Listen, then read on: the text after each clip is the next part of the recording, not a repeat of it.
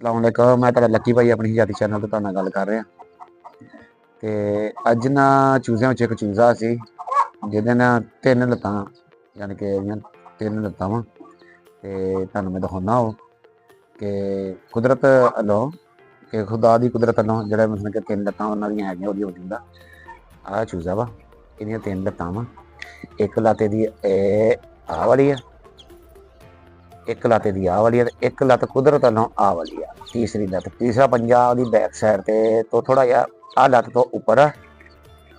ਇੱਕ ਸਾਈਡ ਤੇ 2 ਲੱਤਾਂ, ਇੱਕ ਸਾਈਡ ਤੇ ਇੱਕ ਲੱਤ, ਜਿਹੜੇ ਮਤਲਬ ਕਿ 2 ਲੱਤਾਂ ਤਾਂ ਪੂਰੀਆਂ ਹਰਕਤ ਕਰਦੀਆਂ।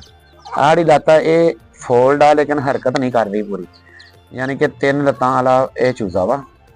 ਤੇ ਮਾਸ਼ਾਅੱਲਾ ਹੈਲਦੀ ਆ ਤੇ ਐਕਟਿਵ ਆ, ਠੀਕ ਆ, ਚੱਲਦਾ ਫਿਰਦਾ, ਖਾਂਦਾ ਪੀਂਦਾ ਸਭ ਕੁਛ ਠੀਕ ਠਾਕ ਆ।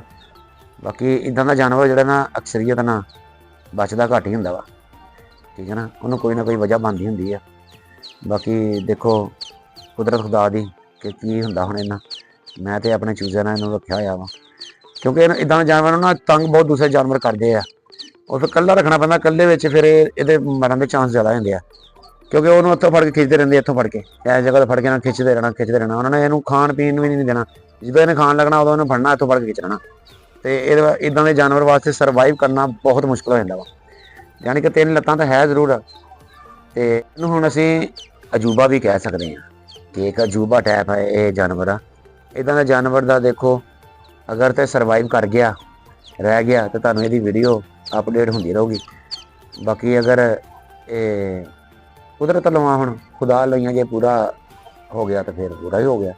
ਸਾਡੀ ਤਾਂ ਕੋਸ਼ਿਸ਼ ਹੁੰਦੀ ਹੈ, ਲੇਕਿਨ ਮੁਸ਼ਕਿਲ ਹੋ ਜਾਂਦਾ ਨਾ, ਇਹ ਡਿਫਰੈਂਟ ਹੁੰਦਾ, ਇਹ ਮੁਸ਼ਕਿਲ ਹੋ ਜਾਂਦਾ ਵਾ। ਬਾਕੀ ਦੁਆਵਾਂ ਯਾਦ ਰੱਖਿਓ। ਬੜੀ ਮਿਹਰਬਾਨੀ। ਅੱਲਾ ਹਾਫਿਜ਼।